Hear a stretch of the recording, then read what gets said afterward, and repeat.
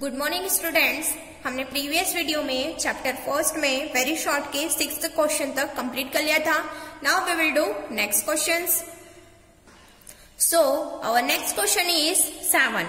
What was the contribution of primary sector, secondary sector and tertiary sector in British regime? जब British का शासन चल रहा था तब प्राइमरी सेक्टर मीन्स हमारा एग्रीकल्चर वाला, सेकेंडरी सेक्टर जो इंडस्ट्रियल है, ओके, एंड टर्शरी मैन्युफैक्चर होता है सेकेंडरी में, एंड टर्सरी में सर्विस दी जाती है।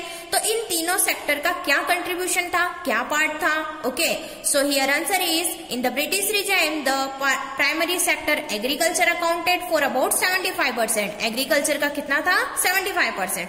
The secondary sector industrial sector accounted for 15% and service sector tertiary sector accounted 10%। Means overall result ये निकलता है कि जो प्राइमरी सेक्टर है उसका ज्यादा पार्ट था, ओके, और जो इंडस्ट्रियल था उसका और भी कम था 15%, और सबसे कम किसका था? सर्विस सेक्टर, बहुत ही कम सर्विस दी जाती थी, ओके, और खेती सबसे ज्यादा की जाती थी। Now next question is what was the change in agriculture sector during British rule? जब ब्रिटिश का शासन चल रहा था तब एग्रीकल्चर सेक्टर में क्या चेंजेस हुए? Due to, so here answer is due to British rule commercial agriculture was started. Means agriculture में ये डिफरेंस हुआ कि ब्रिटिश के टाइम पर कमर्शियल एग्रीकल्चर स्टार्ट की गई, मीन्स वाणिज्यिक खेती स्टार्ट की गई।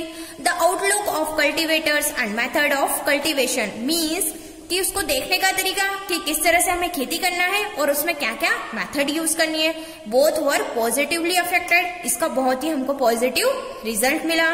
The economy was benefited as a result of this change. जब हमको पॉजिटिवली अफेक्ट मिला तो जो हमारी इकोनॉमी है उसमें भी हमको बेनिफिट हुआ, हमारी इकोनॉमी भी आगे बढ़ी, ओके।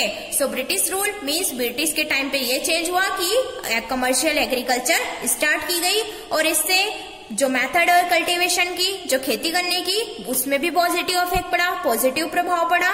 और जो इकोनॉमी है अगर अच्छा प्रभाव पड़ेगा तो इकोनॉमी भी हमको इकोनॉमी में भी बेनिफिट होगा, ओके।